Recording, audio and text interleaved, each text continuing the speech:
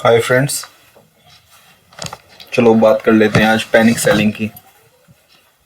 कि panic selling हो रही है और आप करना भी चाह रहे हैं। हम देख रहे हैं सबको कि पैनिक सेलिंग कर रहे हैं सब लोग, ठीक है।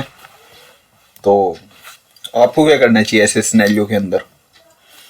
तो फ्रेंड्स, यही चीज़ आपको सिखाना चाहता हूँ मैं कि एक्चुअल में कि जब लोगों का सोचने का तरीका एक जैसा हो जाए सबका, तो उस समय उस पोजीशन पे आपको क्या करना चाहिए।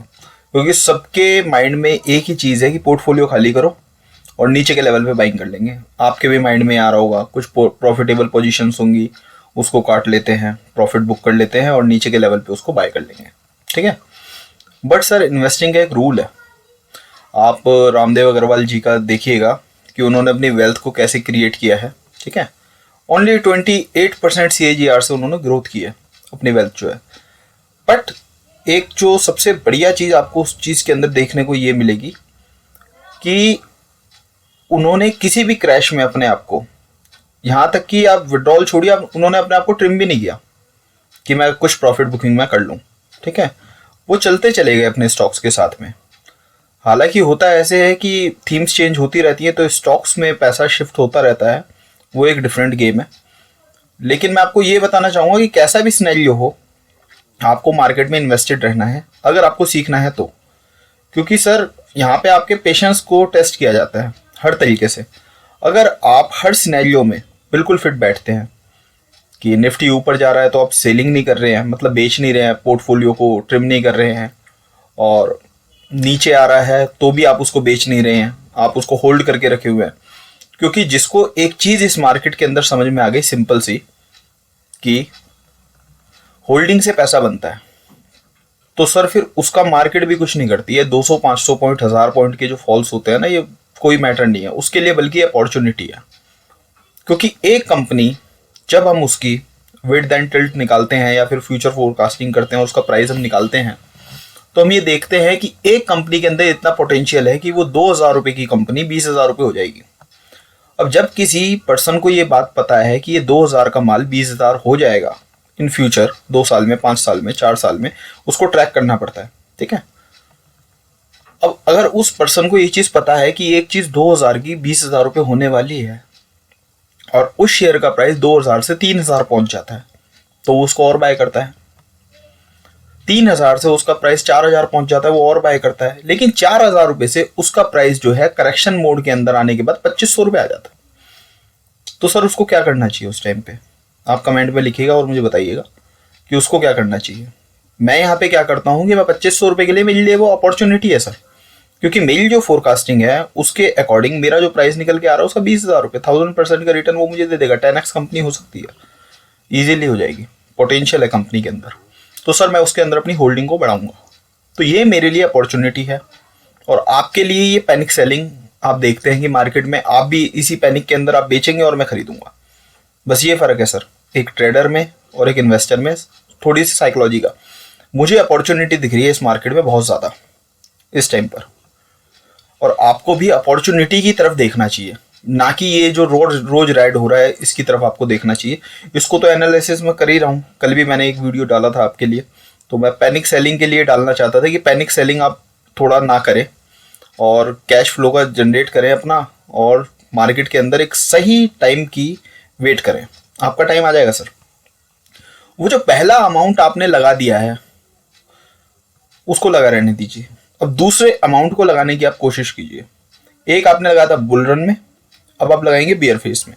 तो बियर फेस में जो पैसा जो लगता है सर, वो बहुत जल्दी बढ़ता है, क्योंकि बियर मार्केट ज़्यादा टाइम तक इस मार्केट में नहीं रहती है। क्योंकि गवर्नमेंट्स चेंज हो गई हैं, रूल्स चेंज हो गए हैं, पॉलिसीज चेंज हो गई हैं। हालांकि टाइम लग सकता है, लेकिन इतना टाइम नहीं लगता जितना लोग सोच लेते हैं कि अब मार्केट नीचे गिर रहा है, पता नहीं कब उठेगा। तो अब आपको कौन कौन से सेक्टर्स पे ध्यान देना चाहिए कि जिसके अंदर आपको अपॉर्चुनिटीज दिख रही हैं। लाइक जैसे मैंने आपको बोला था कि एफएमसीजी से सर काफ़ी पैसा शिफ्ट हुआ है इधर उधर, ठीक है, सेक्टर्स में।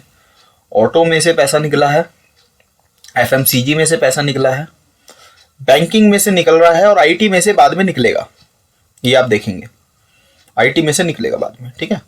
क्योंकि बुल रन की जो थीम थी, इस बुल रन के अंदर दो चीज़ें चली थी बहुत बढ़िया करके एकदम। पहला चला था आपका जो सेक्टर था जिसने बहुत ही आउट परफॉर्म किया था, वो था सर आपका टेक, जो टेक्नोलॉजी थी अपना आईटी सेक्टर बहुत अच्छा चला था। उसके बाद चला था फार्मा। फार्मा के बाद थोड़ा सा उसने एनबीएफसी भी बीच में आ गया था, ठीक है। तो फार्मा को इन्होंने पहले ही फार्मा से पैसा शिफ्ट करना स्टार्ट कर दिया था। आपने जब देखा होगा 18,400 18,500, तब मैं ये समझ रहा था कि पैसा कहीं ना कहीं किसी और सेक्टर में शिफ्ट हो रहा है, ठीक है। अभी वो क्लियर नहीं है कि वो पैसा कौन से सेक्टर में शिफ्ट हुआ है, मैं उसको एनालाइज कर रहा हूँ और बहुत जल्दी मैं ये पता लगा लूंगा कि पैसा कौन से सेक्टर में जा रहा है, और उसकी भी आगे डिस्कस करेंगे हम। और एफएमसीजी से भी पैसा निकला, अब जितना निकलना था वो निकल गया है, इस बात को आप याद रखना, ठीक है। आईटी से अभी नहीं निकला है, आईटी से अभी नहीं निकला है, ठीक है। तो आईटी पे थोड़ा सा बेयरिश मूवमेंट आप रखिएगा, क्योंकि आईटी अंडर परफॉर्म कर सकता है आने वाले 2 महीने तक। मतलब इन्फोसिस अगर किसी को 1400 रुपये मिल जाए तो मुझे कोई ताज्जुब की बात नहीं होगी इसके अंदर। तो आप ये देखेंगे कि शायद जो मैं सोच रहा हूं वैसा हो जाए। अब हमें यहाँ पे करना क्या है, सबसे मेन पॉइंट है कि हमें करना क्या है, ये भी बता दें सर। तो सर यहाँ पर आपको सिर्फ और सिर्फ इस टाइम पे पैसा अरेंज करके रखना है और अच्छी अपॉर्चुनिटीज के लिए। और जिन सेक्टर से पैसा निकल चुका है उन सेक्टर के अंदर आपको गुड कंपनीज बाय करनी है, क्योंकि ऐसा नहीं होता सेक्टर में से जब पैसा निकालते हैं तो एक कंपनी को छोड़ दिया, बाकी सारी सेक्टर्स में से, बाकी सारी कंपनीज में से पैसा निकाल लिया। हर कंपनी में से अच्छा पैसा निकलता है, अच्छी कंपनी से भी निकलेगा, बेकार कंपनी से भी निकलेगा। और जो FIIs DIAs होते हैं वो बैट्स खेलते हैं 20%, 80% जो होता है वो गुड कंपनीज के अंदर रहते हैं। और जैसे मैंने आपको बताया था कि गुड कंपनीज के अंदर आपको अपॉर्चुनिटी इस टाइम पर देखनी चाहिए। तो आप देखेंगे जब भी निफ्टी रिकवर करेगा तो सबसे पहले जो रिकवरी होगी वो गुड कंपनीज में होगी, चाहे वो कोई से भी सेक्टर से हो, चाहे उस सेक्टर से पैसा निकला हो, चाहे उस सेक्टर से पैसा ना निकला हो। तो अगर आपको आईटी के अंदर भी रहना है और किसी के पास आईटी के स्टॉक्स भी पड़े हुए हैं, तो मैं उसको ये सजेस्ट करूंगा कि आईटी में अगर किसी भी पर्सन को रहना है तो आप टीसीएस के अंदर रहिएगा, क्योंकि टीसीएस में आपको रिस्क एंड रिवॉर्ड बहुत अच्छा फेवरेबल मिल जाएगा, ठीक है। और बैंकिंग में अगर किसी के पास में कुछ होल्डिंग्स पड़ी हुई हैं और प्रॉफिटेबल है, like Axis bank, ICICI bank, ये सब जो भी बैंक्स हैं, इसमें अगर आपको किसी को रहना हो फिलहाल अभी कुछ टाइम के लिए, 2 4 6 महीने के लिए, तो आप HDFC बैंक को एक्यूमुलेशन करना स्टार्ट कर देना, HDFC बैंक की, ठीक है। तो आपको आईटी में रहना है TCS में, और जो बैंकिंग सेक्टर में रहना है आपको HDFC में। और उसके अलावा FMCG में सर आपको जाना है नेस्ले के अंदर, हिंदुस्तान यूनिलीवर वगैरह कोई नहीं, सिर्फ आपको नेस्ले के अंदर रहना है, ठीक है। फिलहाल ये 3 कंपनीज मैंने आपको बता दी, जिसके अंदर अगर मार्केट के अंदर बहुत ज्यादा पैनिक क्रिएट हो जाता है, और जो मैंने चार्ट्स वगैरह आपसे शेयर किए थे कल, जो मैं आपको बता रहा था कि इस जोन के अंदर मार्केट आएगा और इस जोन में काम करने की कोशिश करेगा, तो आप ये देखेंगे कि उस जोन के अंदर आने के बावजूद भी ये तीनों जो स्टॉक्स हैं अपना जैसे ये पहला काम करते थे वैसे ही काम करते हुए चले जाएंगे। तो आपको ज्यादा इसमें घबराने की जरूरत नहीं है। इस पैनिक सेलिंग में जो होना था 18,600 से लेकर आज आपके सामने 16,600 है, ठीक है। कई बहुत बड़े बड़े एनालिस्ट थे कि किसी भी पॉइंट से 10% की करेक्शन नहीं आ सकती। सर आप उनको कैलकुलेशन करके बताइए, 10% नहीं 13% की करेक्शन हो गई उस पॉइंट से। और जैसे कि जब सारे एनालिस्ट बोल रहे थे, जब ये बुल रन पे बोल रहे थे कि 20,000 हो जाएगा, 21,000 हो जाएगा, 22,000 हो जाएगा, तब मैंने 18,400 भी आपको बोल दिया था सर ये यहाँ से करेक्ट करेगा, और उसी दिन आपको लेवल दे दिए थे 16,700, 15,700, 12,400, ठीक है। अब ये मुझे कैसे पता था उस टाइम पर? आप ये हमेशा सोचते होंगे कि सर ने कैसे प्रिडिक्ट कर लिया या क्या कर लिया। तो मैंने आपको उसके अंदर एक और नीचे लाइन लिखी थी कि निफ्टी अपने चार्ट को खराब कर रहा है। अब ये चार्ट्स कैसे खराब होते हैं इसके बारे में मैं एक वीडियो बनाऊंगा, जिसके अंदर आपको चार्ट्स के सैंपल्स दूंगा मैं आपको कि चार्ट्स किस टाइप से खराब होते हैं। तो आप एनालाइज कर पाएंगे कि कोई भी चार्ट अगर बन रहा है आपके सामने 2 दिन में, 4 दिन में, 6 दिन में, उसमें बुलिश मूवमेंट है और वो चार्ट बनना तैयार हो गया है, तो आप लगा लेंगे हेल्दी चार्ट है या ये चार्ट आगे जाके वीक हो जाएगा। वो जो निफ्टी का चार्ट बन रहा था वो सर वीक हो रहा था उस टाइम पर। लोग कह रहे थे कि ये बहुत मजबूत है, बहुत हेल्दी है और इसको बहुत ऊपर जाना चाहिए, 20,000 जाना चाहिए यहाँ पे। सर वो एक्चुअल में वहाँ पे वीक हो रहा था वो। तो वीकनेस का मेरे को बहुत जल्दी आइडिया हो जाता है इस मार्केट का कि वहाँ उस पोजीशन पे मेरे को क्या करना था, तो उस पोजीशन पे मैं बाहर था और अभी भी मैंने कोई बाइंग नहीं करी है। काफ़ी सारे लोगों के मेरे पास क्वेश्चंस आ रहे थे टेलीग्राम पे पर्सनली कि सर मुझे आप एक चीज़ बता दीजिए, मेरे पोर्टफोलियो बिल्कुल रेड हो गया है, मैं इस टाइम पर क्या करूं। तो सर आपको जो भी सेक्टर्स आपने चूज कर रखे हैं उस सेक्टर वाइज मैंने आपको 3 सेक्टर्स को मैंने आपको बता दिया कौन से सेक्टर में आपने रहना है। पहला बैंकिंग में है तो HDFC में चले जाइएगा। IT के अंदर अगर आपकी हैवी वेटेज है तो आप TCS के अंदर रहिएगा। और FMCG में अगर आपको जाना है तो नेस्ले में जाइएगा आप, ठीक है। ये 3 सेक्टर्स में आप अभी रहिएगा। और बाकी अभी मैं सेक्टर एनालिसिस कर रहा हूँ कि कौन से स्टॉक्स में आपको और रहना है। उसके बाद में थोड़े दिन बाद में आपको बता दूंगा कि कौन सा सेक्टर यहाँ पे परफॉर्म करेगा। ये जब रिकवर करेगा तब करेंगे तो सारे ही एक साथ परफॉर्म, IT भी, FMCG भी, बैंकिंग भी, लेकिन जो आउट परफॉर्म कर देगा, क्योंकि एक टाइम पे जाके ये सेक्टर रुक जाएंगे, साइडवेज हो जाएंगे। स्टार्टिंग फेज में तो सारे ज्वाइन होंगे लेकिन आगे जाके साइडवेज हो जाएंगे स्टॉक्स जो है। बट कुछ ऐसे स्टॉक्स होंगे, कुछ ऐसे सेक्टर्स होंगे जो परफॉर्म करते हुए चले जाएंगे। तो हमने ये देखना है जो परफॉर्मेंस जिनकी कंटिन्यू रहे।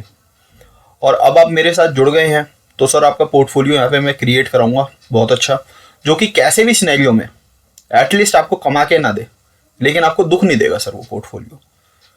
मेन सर स्टॉक मार्केट का यही खेल है कि आपको कोई भी पोर्टफोलियो से, कोई भी स्टॉक से सर आपको परेशानी नहीं होनी चाहिए। वो इजीली अपना काम करता रहे और इजीली आपको आपका काम करने दे। लेकिन जनरली यहाँ पर लोग गलती क्या कर रहे हैं कि ग्रोथ स्टॉक्स के अंदर जा जाए। LTI इन्फोटेक ले लो, LTTS ले लो, Naukri.com ले लो। सर सही समय पे लो ना।